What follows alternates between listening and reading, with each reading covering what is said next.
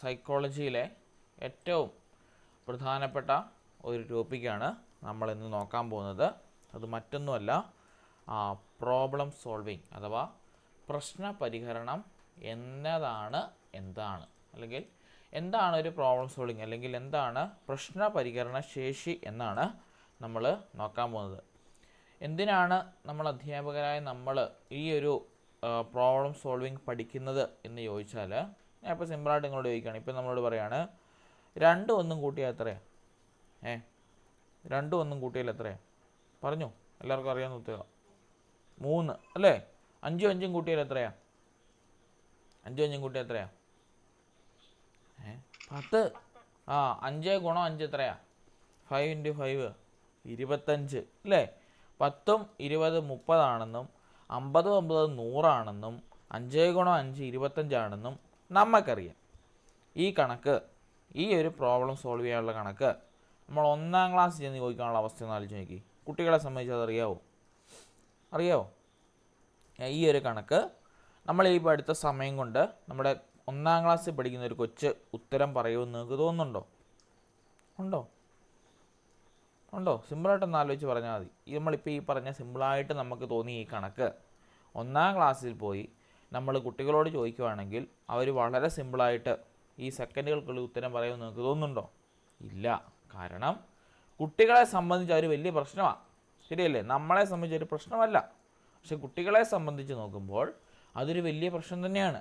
അപ്പോൾ കുട്ടികൾ എന്നാ വിചാരിക്കും? ഉയ്യോ, ഇതെന്നാ ഒരു വിഷയമാണ്, എന്നാ ഒരു വലിയ കണക്കാ അല്ലേ? 5 5 കൂട്ടിയപ്പോൾ 10 കിട്ടി, 5 × 5 ചെയ്യുമ്പോൾ 25 കിട്ടി അല്ലേ? 5 ൽ നിന്ന് 5 പോയപ്പോൾ 0 കിട്ടി. ഇതൊന്നും കൊച്ചിന് മനസ്സിലാവത്തില്ല. ആ കൊച്ചു മനസ്സിനെ അല്ലെങ്കിൽ കൊച്ചു ബുദ്ധിയെ സംബന്ധിച്ചിടത്തോളം അതൊരു വലിയ പ്രശ്നം തന്നെയാണ്. എന്ന് പറഞ്ഞ പോലെ പ്രോബ്ലം സോൾവിങ് അഥവാ പ്രശ്ന പരിഹരണം ഓരോ വ്യക്തികളിലും ഓരോ രീതിയിലായിരിക്കും ബാധിക്കുന്നത്. അധ്യാപകരായ നമ്മളിത് എന്തിനാണ് പഠിപ്പിക്കുന്നത്, അല്ലെങ്കിൽ എന്തിനാണ് ഇതിൻ്റെ ആവശ്യകത അല്ലെങ്കിൽ ഇതിൻ്റെ ഇമ്പോർട്ടൻസ് എന്താണെന്ന് ചോദിച്ചാൽ, കുഞ്ഞു പ്രായം തൊട്ട് കുഞ്ഞുങ്ങളിൽ ഈ പ്രശ്ന പരിഹരണ ശേഷി നമ്മൾ വളർത്തണം. അതായത് ഏത് പ്രശ്നം കണ്ടാലും അതിലെന്തില്ല, എന്തെങ്കിലും ഒരു പോസിറ്റീവായിട്ട്, അല്ലെങ്കിൽ നമ്മൾ പറയത്തില്ലേ every problem have A solution എന്ന് പറയത്തില്ലേ, എന്ന് പറഞ്ഞ പോലെ എല്ലാ പ്രശ്നത്തിനും ഒരു സൊല്യൂഷൻ അവിടെ ഇവിടെയൊക്കെ ഉണ്ട് അല്ലേ? അങ്ങനെ ഒരു ചിന്താഗതിയിലേക്ക് നമ്മുടെ പിള്ളേരെ അല്ലെങ്കിൽ നമ്മുടെ മുമ്പിലിരിക്കുന്ന വരുന്ന തലമുറകളെ വാർത്തെടുക്കാൻ ആര് ശ്രമിക്കണം? അധ്യാപകരായ നമ്മൾ ശ്രമിക്കണം.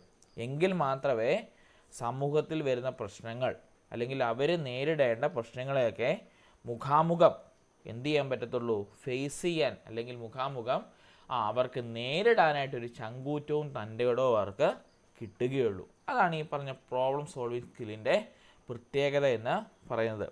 ഞാൻ മറ്റൊരു എക്സാമ്പിൾ ചോദിക്കാം. നിങ്ങളുടെ ജീവിതത്തിൽ നിങ്ങൾ ആലോചിച്ച് വേണം ഉത്തരം പറയാൻ.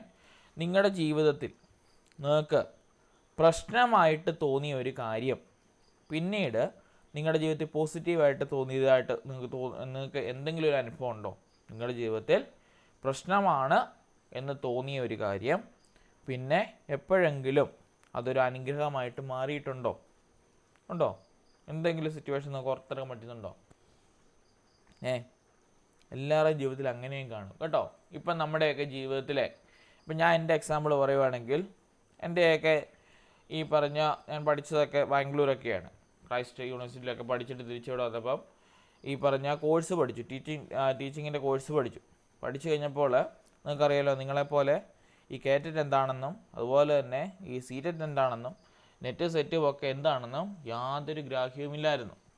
അപ്പം നമുക്കറിയാലോ, കോവിഡ് വന്നു. 2019 ഒക്കെയാണ് ഞാൻ പഠിച്ചുകൊണ്ടിരിക്കുന്ന സമയം. ഈ കോവിഡ് വന്നു.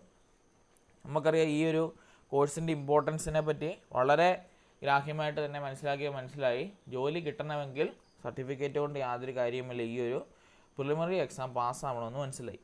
അപ്പം ഇതെന്താണ് പരീക്ഷ, എങ്ങനെയാണ് ഇത് കണ്ടക്ട് ചെയ്യുന്നതിൻ്റെ പാറ്റേൺ എന്താണെന്ന് മനസ്സിലാക്കി ഇറങ്ങി. അങ്ങനെ സ്വന്തം ക്ലാസ്സിലെ പിള്ളേർക്ക്, ഞാൻ പാലയിലാണ് പഠിച്ചത്, അവിടുത്തെ പിള്ളേർക്ക് സ്വന്തമായിട്ട് ക്ലാസ് എടുക്കാൻ തുടങ്ങി. അപ്പം കോവിഡിൻ്റെ സമയത്താണ് തുറക്കണം. അപ്പോൾ ഓൺലൈനിലുള്ള ക്ലാസ്സിങ് രീതികൾ പഠിച്ചു. മനസ്സിലായില്ലേ? ഇപ്പോൾ നിങ്ങളിരിക്കുന്ന ഈ ക്ലാസ് റൂമിലടക്കം ഇതിലെന്തൊക്കെ കാര്യങ്ങളുണ്ടെന്നും ഇതിലെങ്ങനെയൊക്കെ അത്യാവശ്യം കാര്യങ്ങളൊക്കെ എന്തൊക്കെയാണെന്ന് നമുക്ക് റൺ ചെയ്യാനായിട്ട് പഠിച്ചു. അപ്പോൾ ഇവിടെ നമുക്കറിയില്ല, ഇവിടെ എഴുതാനായിട്ടുള്ള ഇതിൽ എഴുതാനായിട്ടൊക്കെ മൗസ് വെച്ചൊക്കെ എഴുതാൻ ബുദ്ധിമുട്ടാണ്. അപ്പോൾ അതിനെ എങ്ങനെ പ്രതിവിധി നേടാമെന്ന് ആലോചിച്ചു. അപ്പോൾ മനസ്സിലായി റിച്വൽ ബോർഡ് കിട്ടും, അത് വാങ്ങിച്ചാൽ ആ ഒരു പ്രശ്നം സോൾവ് ആവും. കണ്ടോ? അപ്പോൾ അങ്ങനെ ഓരോ പ്രശ്നം നമ്മുടെ മുമ്പിൽ വരും, നമ്മൾക്ക് അതിനെ എന്നെ എടുക്കാൻ പറ്റും, സിമ്പിളായിട്ട് സോൾവ് ചെയ്യാൻ പറ്റും. പക്ഷെ അതൊരു വലിയ പ്രശ്നമാണ് നമ്മൾ ആലോചിച്ചുകൊണ്ടിരുന്നാൽ എന്നാ സംഭവിച്ചേനെ, അത് ഇന്ന് ഹെക്റ്റിക്കായിട്ട് ഇന്നും കേട്ടിട്ട് കിട്ടാതെ ഞാനിവിടെ ആലിഞ്ച് കഴിഞ്ഞ് നടക്കേണ്ട ഒരു അവസ്ഥ വന്നേനെ. അപ്പം ഓരോ പ്രശ്നവും നമ്മുടെ ജീവിതത്തിൽ ഉണ്ടാകുമ്പോൾ എന്താണ്, ചിലപ്പോഴൊക്കെ അതൊരു അനുഗ്രഹമായിട്ട് മാറാം കേട്ടോ. അപ്പം നിങ്ങൾ ആലോചിക്കേണ്ട ഒരു കാര്യമാണ്, നമ്മൾ പിള്ളേരെയും ഇത് തന്നെ പറഞ്ഞ് മനസ്സിലാക്കണം. അതായത് പ്രശ്നങ്ങൾ വരണം, പ്രശ്നമില്ലാത്ത ഒരു ജീവിതത്തെപ്പറ്റി നിങ്ങളൊന്ന് ആലോചിച്ച് നോക്കി, എന്തെങ്കിലും സുഖമുണ്ടോ ജീവിക്കാൻ? ഒരു പ്രശ്നമില്ലാതെ ഇരിക്കുന്ന ആരെങ്കിലും സുഖമായിട്ട് ജീവിക്കുന്നത് നിങ്ങൾ കണ്ടിട്ടുണ്ടോ? ഇല്ല, ശരിയല്ലേ? അപ്പം പ്രശ്നം ഉണ്ടാവണം. അപ്പോൾ ഉണ്ടാവുന്ന പ്രശ്നത്തെ എങ്ങനെ സോൾവ് ചെയ്യുന്നു അല്ലെങ്കിൽ എങ്ങനെ പരിഹാരം കണ്ടെത്തുന്നതിനനുസരിച്ചിരിക്കും ഒരു മനുഷ്യൻ്റെ വിജയം. അപ്പോൾ നിങ്ങളാണെങ്കിൽ ഓർത്തിരിക്കണം, എല്ലാ മനുഷ്യരും ഓർത്തിരിക്കേണ്ട ഒരു കാര്യമാണ്, പ്രശ്നങ്ങൾ നമുക്കുണ്ടാവും, അത് മനുഷ്യ സഹജമാണ്. അതിനെ നമ്മൾ എങ്ങനെ നേരിടുന്നു, എങ്ങനെ കൈകാര്യം ചെയ്യുന്നു എന്നതിനനുസരിച്ചിരിക്കും ആര്, നമ്മുടെ കഴിവിരിക്കുന്നത്. ഇവിടെ നോക്കി, ഇവിടെ ഉണ്ടോ, മായയ്ക്ക് ഒരു സ്കൂളിൽ ടീച്ചറായിട്ട് ജോലി കിട്ടി. ക്ലാസ്സിലെ മിക്ക കുട്ടികളും പഠനത്തിൽ പിന്നോക്കമാണ്. മായ രക്ഷിതാക്കളുടെ രോഗം വിളിച്ചു. യോഗ ദിവസം ഒരു രക്ഷിതാവ് പോലും വന്നില്ല. തുടരന്വേഷണത്തിൽ മായയ്ക്ക് മനസ്സിലായി, ആ സ്കൂളിൽ രക്ഷിതാക്കളുടെ യോഗം വിളിക്കുകയോ വിളിച്ചാൽ തന്നെ ആരും വരികയോ പതിവില്ല. കുട്ടികളുടെ പിന്നോക്കാവസ്ഥ പരിഹരിക്കാൻ രക്ഷിതാക്കളുടെ ബോധവൽക്കരണം അത്യാവശ്യമാണ് താനും. എന്തും ചെയ്യണമെന്ന് മായ ആലോചിച്ചു. ഉണ്ടോ, നമ്മളൊക്കെ നേരിടുന്നൊരു വലിയ പ്രശ്നമാണ്. സ്കൂളിലൊക്കെ പോകും, നമുക്കറിയാമല്ലോ, നമ്മൾ ക്ലാസ്സിൽ കിടന്ന് എന്നാ എഫോർട്ട് ഇട്ടാലും പിള്ളേർ വീട്ടിൽ ചെന്ന് നോക്കാതെ ഒരു വക പിള്ളേർ പഠിക്കത്തില്ല. നമുക്കെല്ലാം അനുഭവം ഉള്ളതാണ് അല്ലേ, ടീച്ചിങ് പ്രാക്ടീസിനും അതിനും ഇതിനൊക്കെ നമുക്ക് അനുഭവം ഉള്ളതാണ്. നമ്മുടെ പിള്ളേരുടെ കാര്യമായിട്ട് നമുക്കറിയാം. സ്കൂളിലിരുന്ന് എന്നാ പഠിപ്പിച്ച് വിട്ടാലും വീട്ടിൽ വന്ന് എന്ത് ചെയ്യണം, ഒന്ന് തുറന്നേലും നോക്കിയില്ലെങ്കിൽ, അല്ലെങ്കിൽ അധ്യാപകരുടെ സപ്പോർട്ടിൻ്റെ കൂടെ മാതാപിതാക്കളുടെയും സഹോദരങ്ങളുടെയൊക്കെ സപ്പോർട്ടില്ലെങ്കിൽ കുഞ്ഞുങ്ങൾ പഠിക്കത്തില്ല. കാരണം ആ പ്രായം അതാണ്. അപ്പം നമ്മുടെ മായ വിചാരിച്ചു ഒരു PTA മീറ്റിംഗ് ഒക്കെ വിളിച്ചു കൂട്ടി കാര്യം അങ്ങ് പറയാമെന്ന് വിചാരിച്ചു. മായ വലിയ കാര്യത്തിൽ ഗ്രൂപ്പിലൊക്കെ നമ്മളെപ്പോലെ മെസ്സേജ് ഇട്ടു. MPTA അല്ലേ, മദർ PTAയും അതുപോലെ തന്നെ അച്ഛന്മാരും അമ്മമാരുടെ എല്ലാ ശ്രദ്ധയ്ക്ക് ഇന്ന ദിവസം ഇത്ര മണിക്ക് സ്കൂളിൽ വെച്ച് PTA കണ്ടക്ട് ചെയ്യുന്നു, എല്ലാവരും നിർബന്ധമായിട്ടും പങ്കെടുക്കണം എന്നൊക്കെ പറഞ്ഞ് വലിയ മെസ്സേജൊക്കെ ടൈപ്പ് ചെയ്തിട്ടു. വെള്ളിയാഴ്ച ഉച്ച കഴിഞ്ഞ് 2 മണിക്കായിരുന്നു. ഉച്ച കഴിഞ്ഞ് 2 മണിയായി, 2:15 2:30 2:45 3 3:30 ആരും വന്നില്ല. മായയ്ക്ക് വിഷമമായി. മായയ്ക്ക് മനസ്സിലായി, മായ അന്വേഷിച്ചു എന്താണ് ഇതിൻ്റെ പ്രശ്നമെന്ന് അന്വേഷിച്ചു. മായയ്ക്ക് മനസ്സിലായി ഇതുവരെ അങ്ങനെ ഒരു പ്രാക്ടീസ് ആ സ്കൂളിൽ നടന്നിട്ടില്ല. അതായത് പിള്ളേരെ കൊണ്ട് ചേർത്തിട്ട് സ്കൂളിൽ പോയാൽ വീട്ടിലേക്ക് പോയ മാതാപിതാക്കൾ പിന്നെ വരുന്ന എപ്പോഴാണ്, കൊച്ചവിടുന്ന് പഠിച്ചിറങ്ങി TC വാങ്ങിക്കാൻ വേണ്ടി മാത്രമാണ് സ്കൂളിൻ്റെ പടി ചവിട്ടിയ ചരിത്രമുള്ളത്. അപ്പോൾ മായയ്ക്ക് മനസ്സിലായി ഇതിങ്ങനെ പോയാൽ ശരിയാവത്തില്ല. മായ ഒരു നല്ല ടീച്ചറായിരുന്നു. അതുകൊണ്ട് കണ്ടോ, മായ എന്ത് ചെയ്യണമെന്ന് വിചാരിച്ചു. നിങ്ങളാണ് ഇവിടെ എന്നെ അടുത്തേനെ, ഈ പ്രശ്നം നിങ്ങൾക്ക് ഉണ്ടാകും, നിങ്ങൾ എന്നെ അടുത്തേനെ. നിങ്ങളൊന്ന് ആലോചിച്ച് നോക്കി, നിങ്ങളാണ് ഈ ഒരു അവസ്ഥയിൽ നിൽക്കുന്നതെങ്കിൽ നിങ്ങൾ എന്ത് ചെയ്തേനെ? ഒരാൾക്ക് ഞാൻ ചാൻസ് തരാം, നിങ്ങൾ എന്ത് ചെയ്തേനെ? നിങ്ങൾക്കാണ് ഈ ഒരു അവസ്ഥ ഉണ്ടായതെങ്കിൽ നിങ്ങൾ എന്ത് ചെയ്തേനെ? അവിടെ സിമ്പിളായിട്ട് പറഞ്ഞു.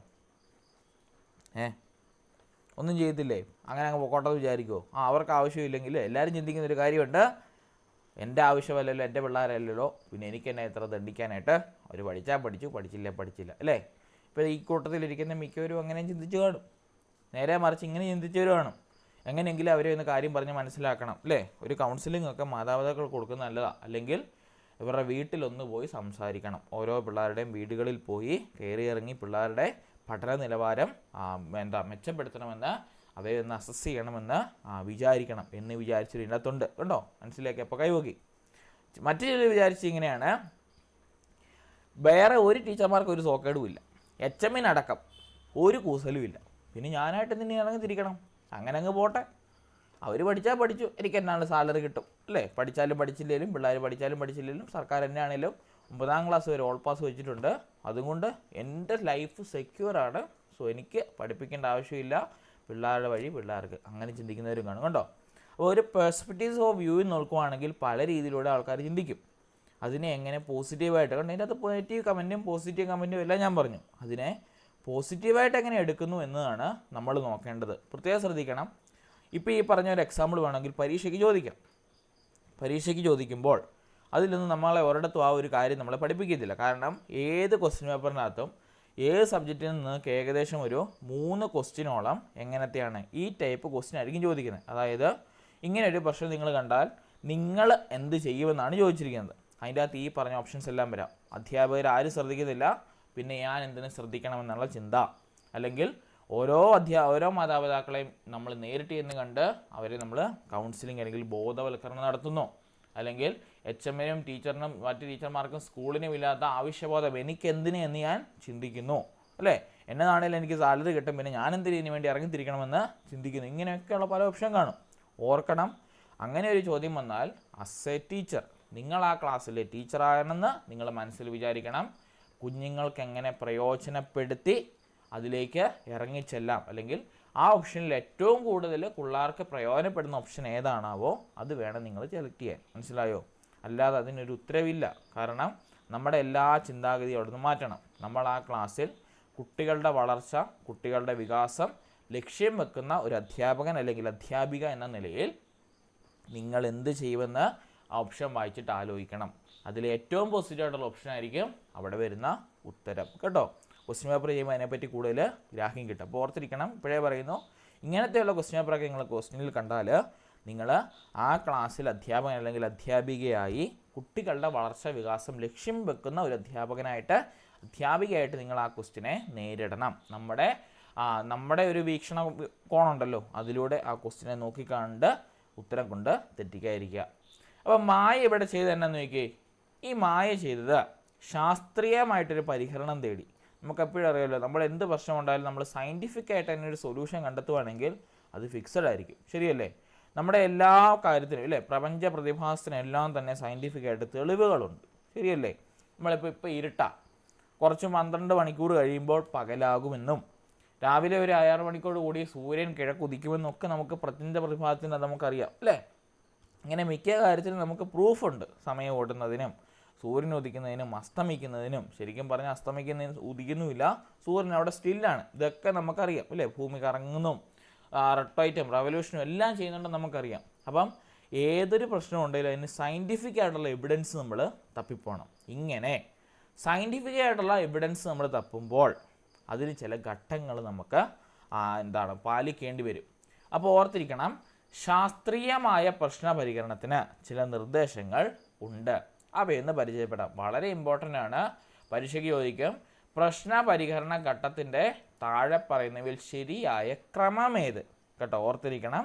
പ്രശ്ന പരിഹരണ ഘട്ടത്തിൻ്റെ ശരിയായ ക്രമം ഏത് എന്നാണ് ചോദിക്കുന്നത്. നോക്കിയേ, ഒന്നാമത്തേതാണ് പ്രശ്നം തിരിച്ചറിയണം, ഐഡൻറ്റിഫൈങ് ദ പ്രോബ്ലം. എന്താണ് ശരിക്കുമുള്ള പ്രശ്നമെന്ന് തിരിച്ചറിയണം. ഞാൻ ഒന്നുകൂടി പറയുന്നു, എന്താണ് ശരിക്കും ഉള്ള പ്രോബ്ലം എന്ന് നമ്മൾ തിരിച്ചറിയണം. എന്ന് പറഞ്ഞാൽ എന്നെ ഉദ്ദേശിക്കുന്നത്, ചിലപ്പോൾ നമ്മൾ ഉദ്ദേശിച്ച പ്രോബ്ലം ആയിരിക്കത്തില്ല, അല്ലേ? അവിടെ ശരിക്കുമുള്ള പ്രോബ്ലം.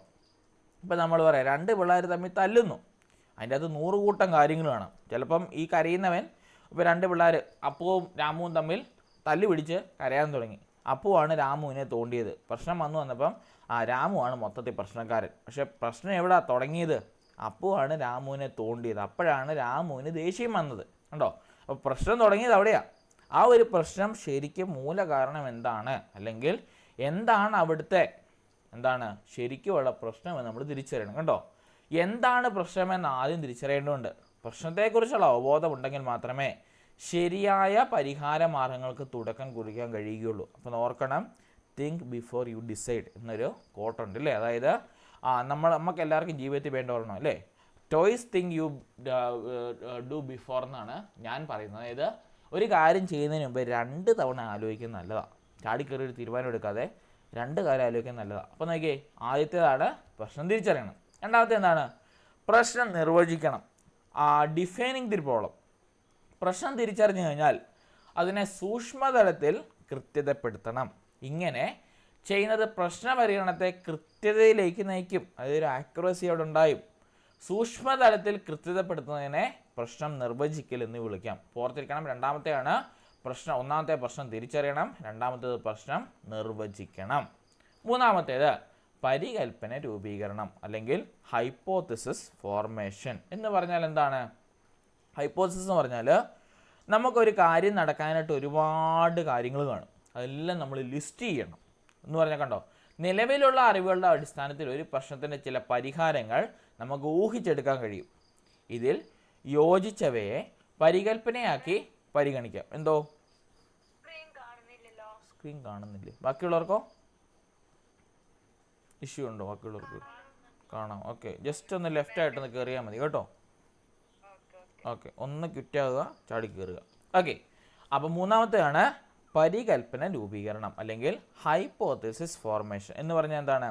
നിലവിലുള്ള അറിവുകളുടെ അടിസ്ഥാനത്തിൽ ഒരു പ്രശ്നത്തെ ചില പരിഹാര മാർഗങ്ങൾ നമുക്ക് ഊഹിച്ചെടുക്കാൻ കഴിയും. അതുകൊണ്ടാണ് ഹൈപ്പോത്തസിസ് എന്ന് പറഞ്ഞത്, നമ്മൾ ഊഹിക്കുകയാണെങ്കിൽ. ഇതിൽ യോജിച്ചവയെ പരികൽപ്പനയ്ക്കായി പരിഗണിക്കാം. ഇത് പ്രശ്ന പരിഗണനത്തിൻ്റെ ദിശാബോധം നൽകുകയും ചെയ്യും. അപ്പോൾ ഓർത്തിരിക്കണം, നമ്മൾ ഊഹിക്കുന്ന കാര്യങ്ങളിൽ ശരിയായവ നമുക്ക് എന്ത് ചെയ്യും? അതിനൊരു ഡയറക്ഷൻ നമുക്ക് നൽകും. ഓർത്തിരിക്കണം, ഒന്നാമത്തേത് പ്രശ്നം തിരിച്ചറിയണം, രണ്ടാമത്തേത് പ്രശ്നം നിർവചിക്കണം, 3 പരികൽപ്പന രൂപീകരിക്കണം. Okay, very good. അപ്പം identifying the problem, defining the problem, hypothesis formation. അടുത്തതാണ് പ്രശ്ന പരിഹാര തന്ത്രങ്ങൾ ആസൂത്രണം ചെയ്യൽ അല്ലെങ്കിൽ ഫോർമിംഗ് സ്ട്രാറ്റജീസ്. ഉണ്ടോ? പ്രശ്ന പരിഹാരത്തിന് ഉദ്ദിഷ്ടമായ ഏത് തന്ത്രങ്ങളും രീതികളും സ്വീകരിക്കാമെന്ന് തിട്ടപ്പെടുത്തണം. കണ്ടോ, ഏത് തന്ത്രം വേണമെങ്കിലും സ്വീകരിക്കാം, ഏത് രീതി വേണമെങ്കിലും സ്വീകരിക്കാം. കൃത്യമായ രീതിശാസ്ത്രം അഥവാ മെത്തഡോളജി സ്വീകരിച്ചാൽ മാത്രമേ ശരിയായ പരിഹാര മാർഗങ്ങളിലൂടെ കടന്നുപോയി നിഗമനത്തിൽ എത്തിച്ചേരാൻ സാധിക്കൂ. അപ്പം നമ്മൾ എന്ത് ചെയ്യണം? പ്രശ്നപരിഹാര തന്ത്രങ്ങൾ ആസൂത്രണം ചെയ്യണം. നാലാമത്തേത് നിർവഹണം, വിവരശേഖരണം. എന്താണ്? നമ്മൾ ആസൂത്രണം ചെയ്ത പ്രശ്നപരിഹാര തന്ത്രങ്ങൾ കൃത്യതയോടെ നടപ്പിലാക്കുകയാണ് ഇവിടെ ചെയ്യുന്നത്. കേവല അന്വേഷണമാണെങ്കിൽ വിവരശേഖരണം, ഡേറ്റ കളക്ഷൻ ഈ ഘട്ടത്തിൽ നടത്തുക. ആറാമത്തേത് വിലയിരുത്തണം, അതിനെ അപഗ്രഥിച്ച് നിഗമനത്തിലെത്തണം. ഇതാണ് സ്റ്റെപ്പുകൾ വരുന്നത്. അപ്പോൾ ഓർത്തിരിക്കണം, വളരെ ഇമ്പോർട്ടൻ്റ് ആണ്. 1 പ്രശ്നം തിരിച്ചറിയണം, ഡിഫൈനിങ് ദി പ്രോബ്ലം. 2 പ്രശ്നം നിർവചിക്കണം, ഡിഫൈനിങ് ദി പ്രോബ്ലം. 3 പരികൽപ്പന രൂപീകരിക്കണം, ഹൈപ്പോത്തസിസ് ഫോർമേഷൻ. 4 പ്രശ്നപരിഹാര തന്ത്രങ്ങൾ ആസൂത്രണം ചെയ്യണം.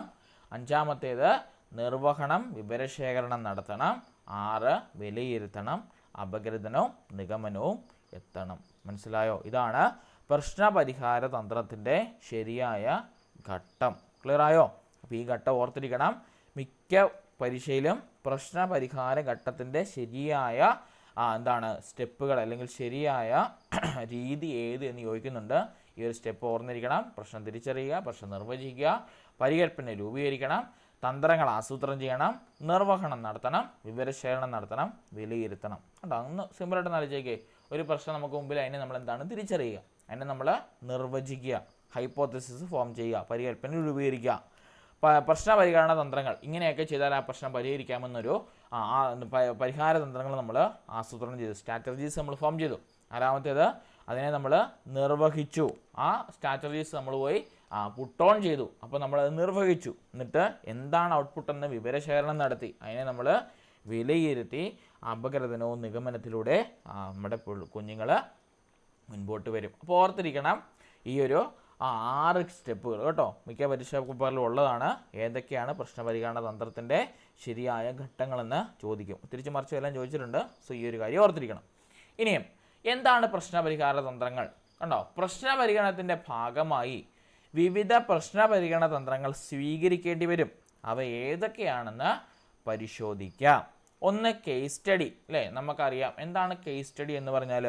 ഇപ്പോൾ നമ്മളൊരു ഏക വ്യക്തി പഠനം എന്ന് പറയും. അതായത് ഒരാളെ തന്നെ നമ്മൾ എടുത്ത് പഠിക്കുക. അതായത് ഒരാളുടെ നാനാവിധത്തിലുള്ള പ്രശ്ന പരിഹാരങ്ങളും നമ്മൾ എടുത്ത് പഠിക്കുന്ന സ്റ്റഡിക്ക് പറയുന്ന പേരാണ് കേസ് സ്റ്റഡി, അഥവാ അതിൻ്റെ മറ്റൊരു പേരാണ് ഏക വ്യക്തി പഠനം. മറ്റൊരെണ്ണമാണ് ക്രിയാഗവേഷണം. ക്രിയാഗവേഷണത്തിൻ്റെ ഉപജ്ഞാതാവ് ആരാണെന്നറിയാവോ? ചോദിക്കുന്ന പരീക്ഷയ്ക്ക്. ക്രിയാഗവേഷണത്തിൻ്റെ ഉപജ്ഞാതാവ് ആരാണെന്നറിയാവോ? Stephen M Corey. Very good, Stephen M കോറിയാണ്. അതായത് ഒരു പ്രശ്നത്തെ മുഖാമുഖം നേരിടുന്ന അധ്യാപകൻ അല്ലെങ്കിൽ അധ്യാപിക അവയ്ക്ക് അടിസ്ഥാനമായ കാര്യകാരണങ്ങളെ ഒരു ഗവേഷകൻ്റെ മനോഭാവത്തോടു കൂടി അപഗ്രഥിച്ച് നിഗമനത്തിലെത്തുന്ന രീതിക്ക് പറയുന്ന പേരാണ് ക്രിയാഗവേഷണം എന്ന് പറയുന്നത്. ആക്ഷൻ റിസർച്ച് എന്ന് ഇംഗ്ലീഷിൽ പറയും. മൂന്നാമത്തേത് അഭിമുഖം, ഇൻ്റർവ്യൂ. എന്താ നമുക്ക് എല്ലാവർക്കും അറിയാം അല്ലേ? ഒരു പ്രശ്നത്തെ മുൻനിർത്തി രണ്ടോ അതിലധികമോ വ്യക്തികൾ നടത്തുന്ന മുഖാമുഖ സംഭാഷണമാണ് അഭിമുഖം അഥവാ ഇൻ്റർവ്യൂ എന്ന് പറയുന്നത്. നാലാമത് സാമൂഹിക രീതി. ആരാ കണ്ടുപിടിച്ചെന്നറിയോ? Sociometric technique. സോഷ്യോമെട്രിക് ടെക്നിക്ക് ആരാ കണ്ടുപിടിച്ചെന്നറിയോ? J L Moreno. തുഷാരെല്ലാം പഠിച്ചിട്ടിരിക്കുമെന്ന് തോന്നുന്നു. Yes, very good. Anyway, okay, J L Moreno അല്ലേ? ജെ എൽ മൊറീനോ എന്നാ കണ്ടുപിടിച്ചത്? നമ്മുടെ സമൂഹത്തിൽ കുട്ടികൾ എങ്ങനെയായിരിക്കുന്നു അല്ലെങ്കിൽ ഒരു വ്യക്തി എങ്ങനെയായിരിക്കുന്നു എന്ന് തൻ്റെ സാമൂഹിക മിതിയിലൂടെ കണ്ടുപിടിച്ച വ്യക്തിയാണ് ആര്? J L Moreno. അദ്ദേഹം പറയുകയുണ്ടായി, ഒരു വ്യക്തി ഒരു ഗ്രൂപ്പിൽ ഒറ്റയ്ക്ക് നിൽക്കുകയാണെങ്കിൽ അല്ലെങ്കിൽ ഒറ്റപ്പെട്ട് നിൽക്കുകയാണെങ്കിൽ ആ വ്യക്തിയെ ഏകാഗി അല്ലെങ്കിൽ ഐസൊലേറ്റഡ് പേഴ്സൺ എന്നും, ഒരു ഗ്രൂപ്പിൽ 2 പേർ പരസ്പരം അങ്ങോട്ടും ഇങ്ങോട്ടും സംവദിക്കുന്നുണ്ടെങ്കിൽ അവരെ എന്തെന്ന് വിളിച്ചു? ട്വിൻസുകൾ എന്നും, 3 പേർ അങ്ങോട്ടും ഇങ്ങോട്ടും ആണെങ്കിൽ അവരെ ദ്വന്ദ്ങ്ങളെന്നും, ഒരു കൂട്ടം ആൾക്കാർ ഒരാളെ റെപ്രസെൻ്റ് ചെയ്യുന്നുണ്ടെങ്കിൽ അവൻ അവിടുത്തെ സ്റ്റാർ എന്നും, ഒരു കൂട്ടം ആൾക്കാർ ഒരുമിച്ചാണ് നടക്കുന്നതെങ്കിൽ അവരവിടുത്തെ ഗ്യാങ് എന്നും അദ്ദേഹം വിളിച്ചു. അത് ജെ എൽ മൊറീനോ നടത്തിയതാണ്. കണ്ടോ? തുടങ്ങിയ ഗവേഷക രൂപങ്ങളും ഇതെല്ലാം നമ്മൾ റിസർച്ച് ചെയ്യുന്ന രൂപങ്ങൾ, അതുകൊണ്ടാണ് ഗവേഷക രൂപങ്ങൾ എന്ന് പറഞ്ഞത്. ഇതിനകത്ത് ഇനിയും ഉണ്ട് കേട്ടോ. അതായത് നമ്മുടെ എന്താണ് കേസ് സ്റ്റഡി, ക്രിയാഗവേഷണം, അഭിമുഖം, സാമൂഹിക രീതി, പിന്നെ നമ്മുടെ ഉപാഖ്യാന രേഖ, സഞ്ചിത രേഖ, പിന്നെ അതുപോലെ തന്നെ നമ്മൾ ആദ്യം കണ്ട മിക്ക കാര്യങ്ങളും ഇതിനകത്ത് തന്നെ കയറി വരുന്നവയാണ് കേട്ടോ. ഇതെല്ലാം ഗവേഷക രീതികളാണ്. അതായത് പരീക്ഷണ രീതികളും നിരീക്ഷണ രീതികളും അതുപോലെ തന്നെ സർവേയും ഇതെല്ലാം നമ്മുടെ ആത്മനിഷ്ഠ രീതികളും അതുപോലെ തന്നെ പ്രക്ഷേപണ രീതിയൊക്കെ നമ്മൾ ഇതൊക്കെ ഗവേഷക രീതികളാണ്. ഇനിയും സെമിനാർ, നമുക്കറിയാലോ, ഒരു പ്രശ്നത്തെ നമ്മൾ മുൻനിർത്തി സെമിനാറുകളൊക്കെ അവതരിപ്പിക്കും, ഡിബേറ്റുകൾ അല്ലെങ്കിൽ സംവാദങ്ങൾ സംഘടിപ്പിക്കും, പാനൽ ചർച്ച, സിമ്പോസിയം, ഇതൊക്കെ ചർച്ചാരൂപങ്ങൾ. അതായത് അങ്ങോട്ടും ഇങ്ങോട്ടും നമ്മൾ ചർച്ച ചെയ്ത് തീരുമാനം എടുക്കുന്നതിന് പറയുന്ന പേരാണ് ചർച്ചാരൂപങ്ങൾ. അപ്പം സെമിനാർ, സംവാദം, പാനൽ ചർച്ച, സിമ്പോസിയം തുടങ്ങിയ ചർച്ചാരൂപങ്ങൾ പ്രശ്ന പരിഹാരത്തിന് സാധാരണയായി ഉപയോഗിക്കുന്ന തന്ത്രങ്ങളാണ്. സോ ഓർത്തിരിക്കണം, ഈ കേസ് സ്റ്റഡി, ക്രിയാഗവേഷണം, അഭിമുഖം, സാമൂഹിക നീതി എന്നിവ പോലുള്ള ഗവേഷക രൂപങ്ങളും അതുപോലെ തന്നെ സെമിനാർ, സംവാദം, പാനൽ ചർച്ച, സിമ്പോസിയം പോലെയുള്ള ചർച്ചാരൂപങ്ങൾ നമ്മൾ ഈ പറഞ്ഞ പ്രശ്ന പരിഹാരത്തിന് വേണ്ടി ഉപയോഗിക്കുന്നുണ്ട്. ഇനി നോക്കിയേ, ഈ തന്ത്രങ്ങൾ അവലംബിച്ച് പഠനം നടത്തുമ്പോൾ ശ്രമപരാജയ രീതി അഥവാ ട്രയൽ ആൻഡ് എറർ മെത്തേഡ്, നിങ്ങൾക്ക് ലൈവിൽ നമ്മുടെ റെക്കോർഡിൻ്റെ അകത്ത് വന്നാണ് ട്രയൽ ആൻഡ് എറർ മെത്തേഡ്. ആരാ കണ്ടുപിടിച്ചേ? ട്രയൽ ആൻഡ് മെത്തേഡിൻ്റെ വ്യക്താവ് ആരാ? കേട്ടില്ല. തോണ്ടേക്ക്. എന്തിൻ്റെ അകത്താ കണ്ടുപിടിച്ചത്? ആരിലാ പരീക്ഷ നടത്തിയത്? പൂച്ച. പ്രശ്നപേടകത്തിലെ പൂച്ചയ്ക്കകത്ത് നടത്തിയ ശ്രമപരാജയ രീതിയും അന്തർദൃഷ്ടി പഠനം, ഇൻസൈറ്റ്ഫുൾ ലേണിംഗ് ആരാ കണ്ടുപിടിച്ചത്? കോഹ്ലർ മാത്രമല്ല, കൊക്കോമ കേട്ടോ. കൊക്കോക്ക അല്ല, കൊക്കോമ കേട്ടോ. കോഹ്ലർ, കോഫ്ക, മാക്സ് വെർത്തീമർ, അതിൻ്റെ കോഡാണ് കൊക്കോമ കേട്ടോ. Kohler, Koffka, Max Wertheimer. അതിൽ കൂടുതൽ സംഭാവന ചെയ്തത് കോഹ്ലറാണ്. അതുകൊണ്ടാണ് അന്തർദൃഷ്ടി പഠനം കോഹ്ലർ എന്ന് പറയുന്നത്. പക്ഷേ അദ്ദേഹത്തിന് മാത്രമല്ല, ഈ വഴി കൂടി പോയ അവന്മാരും സപ്പോർട്ട് ചെയ്തിരുന്നു കേട്ടോ. അവന്മാരെയും കൂടി ഒന്ന് എടുത്ത് പറയണം, എല്ലാവന്മാർക്ക് വിഷമമാവും കേട്ടോ. ഇനി ഉൾക്കാഴ്ച പഠനം, ഇൻസൈറ്റ്ഫുൾ ലേണിംഗ്, ഈ പറഞ്ഞ അന്തർദൃഷ്ടി പഠനത്തിൻ്റെ തന്നെ മറ്റൊരു പേരാണ് അൽഗോരിതം. എന്താ അൽഗോരിതം എന്നറിയാമോ? അൽഗോരിതം എന്താണെന്നറിയാമോ? കേട്ടിട്ടുണ്ടോ അൽഗോരിതം?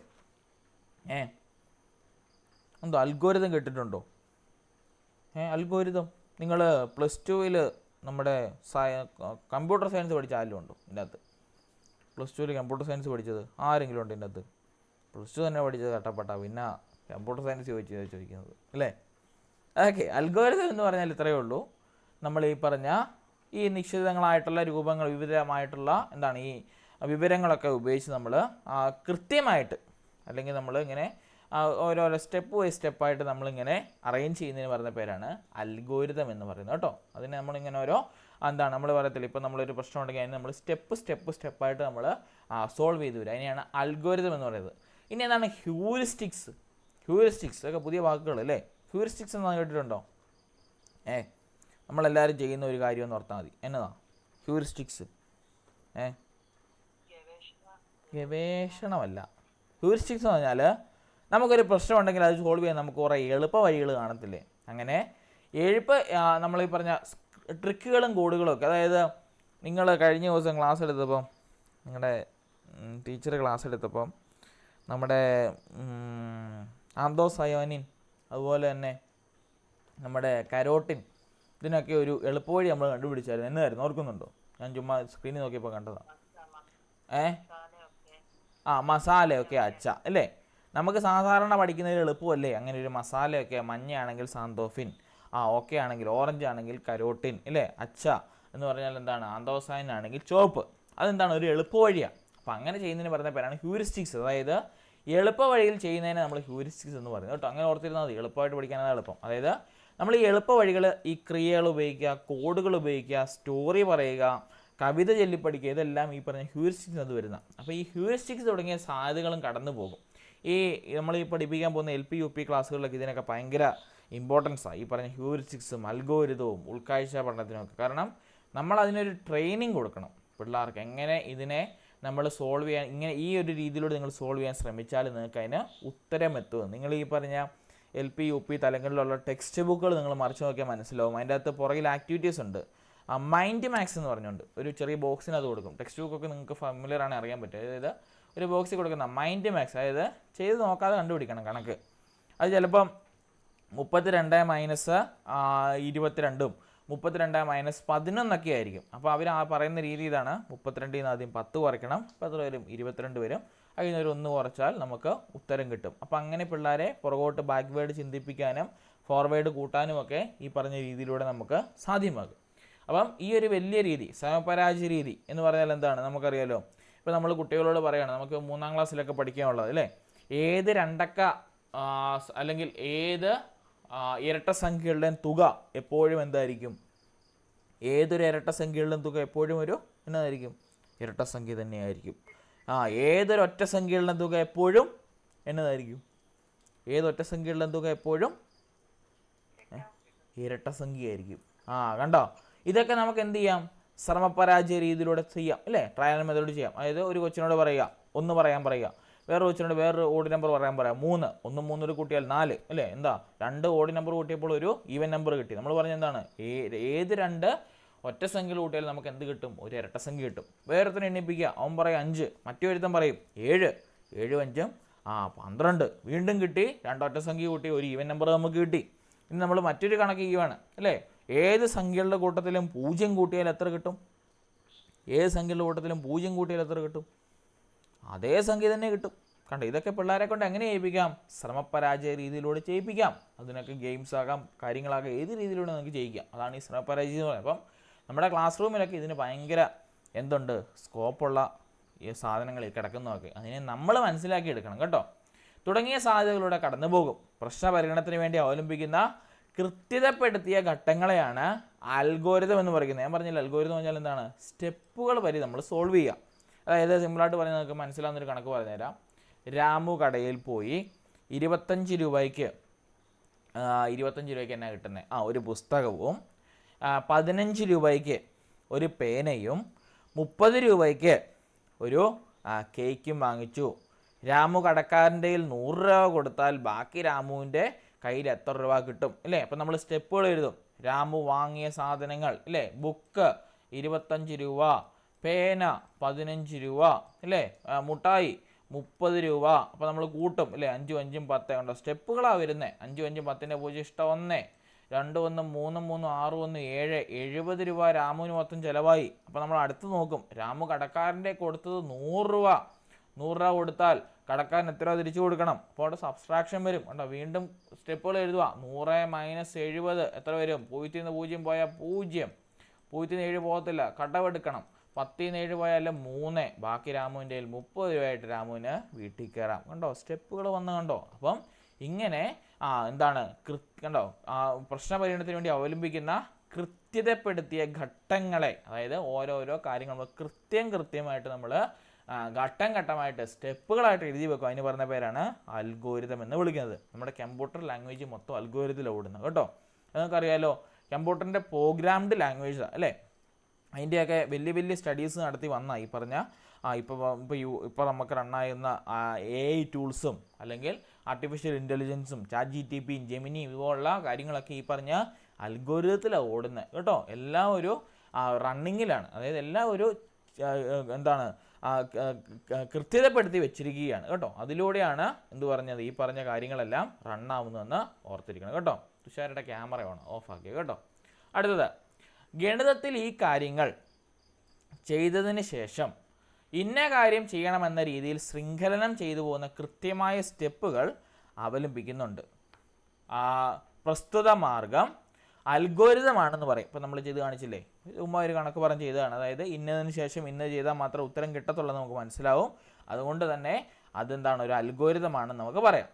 ക്രിയാമാർഗം ശരിയായാൽ കൃത്യതയാർന്ന ഉത്തരം ലഭിക്കുമെന്ന മെച്ചമുണ്ട്. കണ്ടോ, ശരിയായിട്ട് നമ്മൾ ക്രിയ ചെയ്തുകൊണ്ട് ശരിയായിട്ട് 30 രൂപേൻ്റെ മിച്ചം കിട്ടി.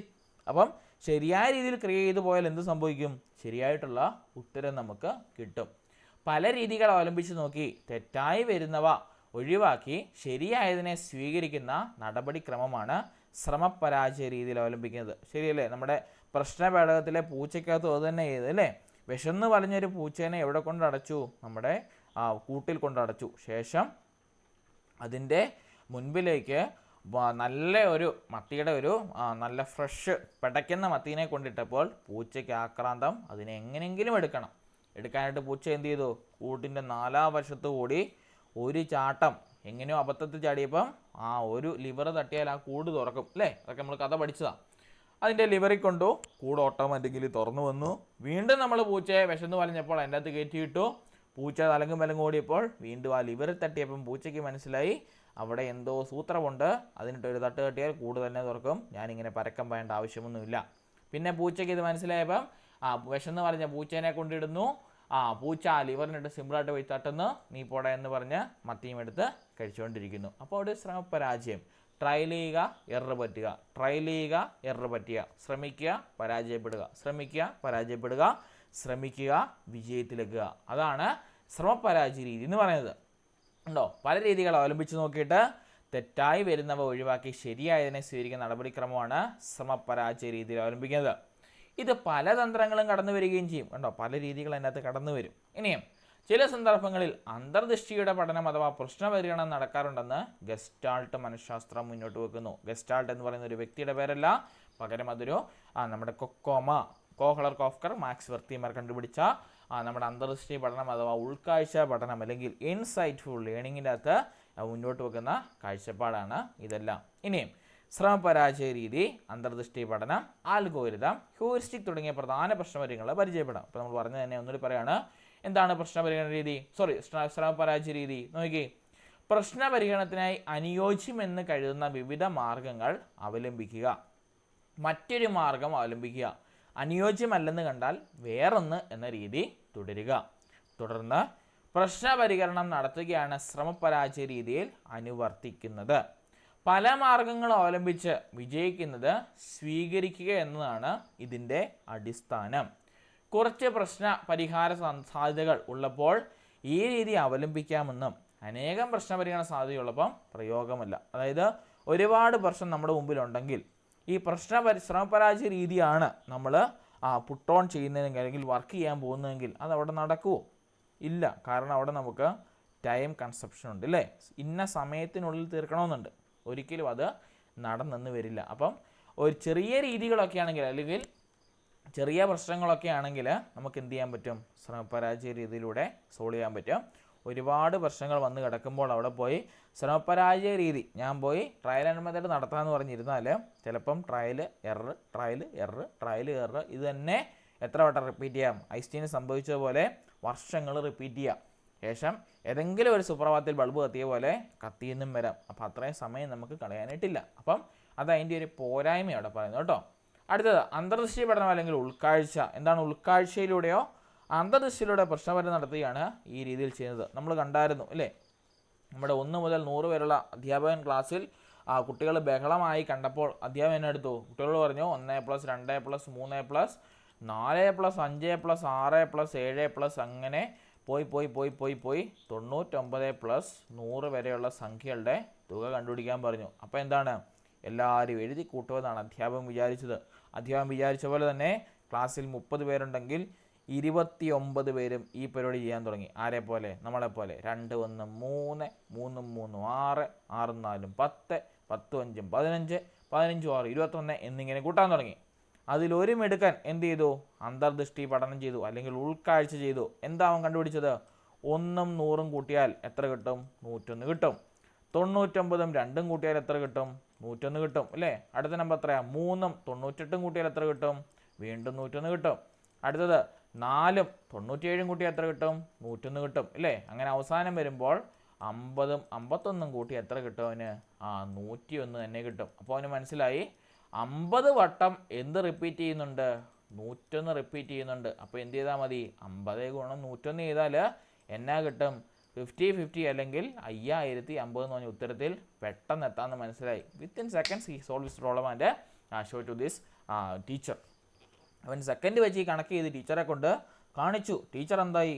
അയ്യാ എന്ന് പറഞ്ഞ് വണ്ടറടിച്ച് അവിടെ കണ്ണും മിഴിച്ചിരുന്നു. അപ്പോൾ അവിടെ എന്തുണ്ടായി? ഒരു അന്തർദൃഷ്ടി പഠനം അവിടെ ഉണ്ടായി. അങ്ങനെ ഉൾക്കാഴ്ച രീതിയിലുള്ള പഠനങ്ങളൊക്കെ നമുക്കിടയ്ക്ക് ഉണ്ടാവാറുണ്ട് കേട്ടോ. ഇത് നമ്മുടെ ടെക്സ്റ്റ് ബുക്കിൽ പറയുന്ന ഒരു എക്സാമ്പിൾ തന്നെയാണ് ഈ ഒരു രീതിയിലൂടെ അവലംബിച്ച് വന്നത്. ഇതൊക്കെ എന്താണ്? ഉൾക്കാഴ്ചയിലൂടെ വരുന്നതാണ്.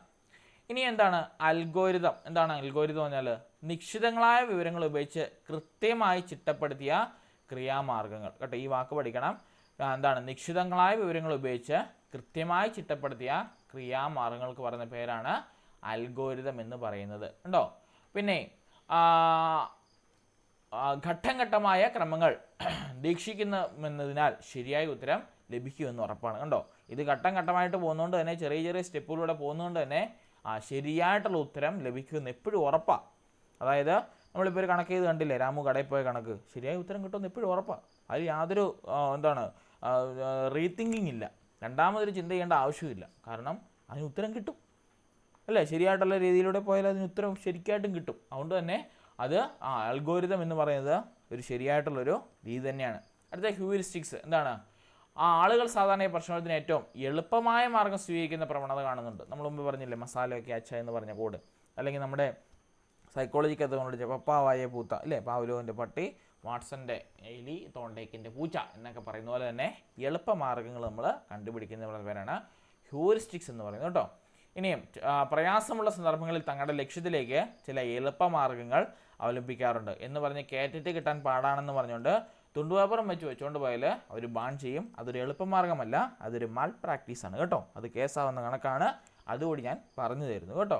ഓർത്തിരിക്കണം, എളുപ്പമാർഗ്ഗം എന്ന് പറഞ്ഞാൽ ബുദ്ധിപൂർവ്വമുള്ള എളുപ്പമാർഗ്ഗമാണ്. അല്ലാതെ തുണ്ടുപേപ്പർ കൊണ്ടുവച്ച് പക്ഷത്തിൻ്റെ ഇടയിലും നമ്മുടെ ഷർട്ടിൻ്റെ ഇടയിലും തലമുടിക്കകത്തും കയറ്റി വെച്ച് എഴുതുന്ന രീതിക്ക് പറയുന്ന പേരല്ല ഹ്യൂറിസ്റ്റിക്സ് കേട്ടോ. പറയുമ്പോൾ ഇതുകൂടി പറഞ്ഞു കൊടുക്കണം. പിള്ളേരോട് പറയുന്ന എളുപ്പമാർഗ്ഗത്തിലൂടെ നമ്മൾ ചെയ്യുന്ന രീതിക്ക് പറയുന്ന പേരാണ് ഹ്യൂറിസ്റ്റിക്സ്. പിള്ളേരോർക്കും ഫോണുമായിട്ട് ക്ലാസ്സിൽ പോയി PDF ഫോണാക്കി എഴുതിയാൽ പോരെ, അതൊരു എളുപ്പമാർഗ്ഗമല്ലേ. അതല്ല ഹ്യൂറിസ്റ്റിക്സ് എന്ന് ഉദ്ദേശിക്കുന്നത്. എന്താണ്? കോൺസിക്യൂട്ടീവായിട്ട് അല്ലെങ്കിൽ ജ്ഞാതൃപരമായിട്ടുള്ള എളുപ്പവഴികൾ ഉണ്ടോ, അത്തരത്തിലുള്ള ജ്ഞാതൃപരമായ എളുപ്പവഴികളെയാണ് ഹ്യൂറിസ്റ്റിക്സ് എന്ന പദം കൊണ്ട് അർത്ഥമാക്കുന്നത്. അല്ലാതെ ഈ വളഞ്ഞ വഴിയിലൂടെയുള്ള ഹ്യൂറിസ്റ്റിക്സ് അല്ല ഇവിടെ ഉദ്ദേശിക്കുന്നത് കേട്ടോ. ബുദ്ധിയാണ്, കുരുട്ട് ബുദ്ധിയല്ല കേട്ടോ. സിമ്പിളായിട്ട് പറഞ്ഞാൽ അത്രയേ ഉള്ളൂ കേട്ടോ. ബുദ്ധി ഉപയോഗിച്ച് ചെയ്യുന്ന കാര്യങ്ങളാണ്, കുരുട്ട് ബുദ്ധി ഉപയോഗിച്ച് ചെയ്യുന്ന കാര്യങ്ങളല്ല. അതാണ് ഉദ്ദേശിക്കുന്നത്. ഇനിയും ഇത് നമ്മുടെ അനുഭവത്തെ അടിസ്ഥാനപ്പെടുത്തിയുള്ള പ്രശ്നപരിഹരണ തന്ത്രമാണ്. ഇത് ആത്യന്തികമായ പ്രശ്നപരിഹരണ രീതിയാക്കണമെന്നില്ല. ദത്തങ്ങളുടെ ആയാസകരമായ താരതമ്യങ്ങളായോ കൃത്യമായ അൽഗോരിതമായോ പ്രായോഗികമുള്ള മാർഗമായതിനാൽ കൃത്യതയും വിശ്വാസ്യതയും ഉണ്ടാവണമെന്നില്ല. എന്ന് പറഞ്ഞാൽ എന്താ ഉദ്ദേശിക്കുന്നത്? ഞാൻ പറഞ്ഞില്ല, അവിടെ മാൽ പ്രാക്ടീസ് ഒക്കെ ഉണ്ടാകാനുള്ള സാധ്യതകൾ വളരെ കൂടുതലാണ്. ഇപ്പം നിങ്ങൾക്കറിയാമല്ലോ, നിങ്ങൾ കേറ്റിട്ട് പരീക്ഷയ്ക്ക് കയറി, അതിൻ്റെ എളുപ്പവഴിയുണ്ട്. നമുക്കറിയാമല്ലോ, ABCD എന്ന് പറഞ്ഞാൽ കോഡ് പേപ്പറാണ് തരുന്നത്. അങ്ങേയറ്റത്തിരിക്കുന്ന ഏക്കാരനും ഇപ്പുറത്തെ ബെഞ്ചിരിക്കുന്ന ഏക്കാരനും തമ്മിൽ ഒരു കണക്ഷനുണ്ട്. എന്താണ്?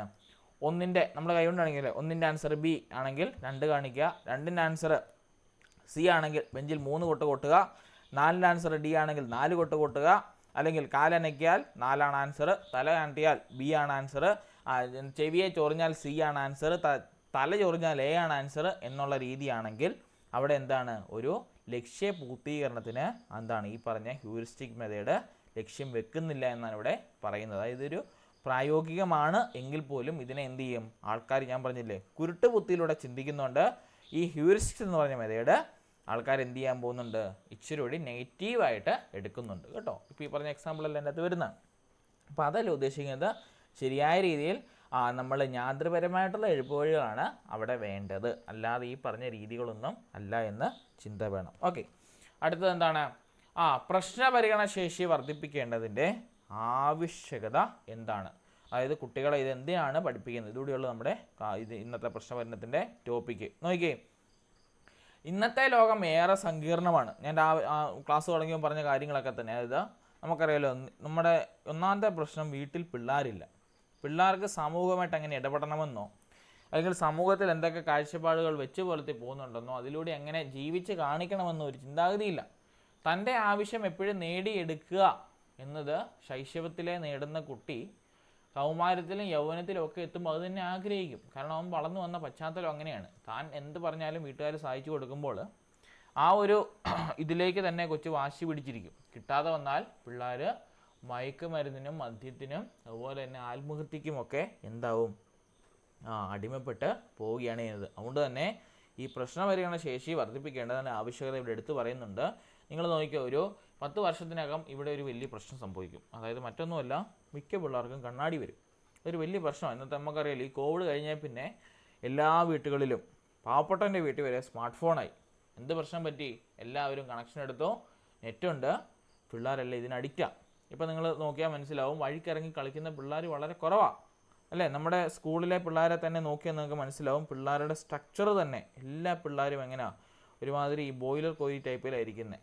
കാരണം എന്താ, ഈ പറഞ്ഞ രീതികളൊന്നും ചെയ്യാത്തതാണ്. അതായത് പുറത്തിറങ്ങി കളിക്കുന്നില്ല, ഫോണിൽ തന്നെയാണ്. വീട്ടിൻ്റെ അകത്ത് ഫാനിൻ്റെ അടിയിൽ ഒരു പാടിൻ്റെ മുന്നിൽ അല്ലെങ്കിൽ ഒരു മൊബൈലിൻ്റെ മുന്നിൽ, ഒരു സ്ക്രീനിൻ്റെ മുമ്പിൽ കുട്ടികൾ അടിമപ്പെട്ടിരിക്കുകയാണ്.